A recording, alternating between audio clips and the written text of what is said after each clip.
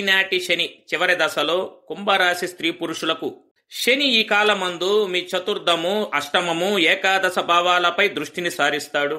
ముఖ్యంగా మీరు ఈ శని దశాకాలమందు ధనాన్ని ఎలా సంపాదించాలి, వాటిని ఎలా కూడబెట్టాలి, అంటే save and manage money more efficiently అనేది ఒక పాఠంలా నేర్పుతాడని అర్థం.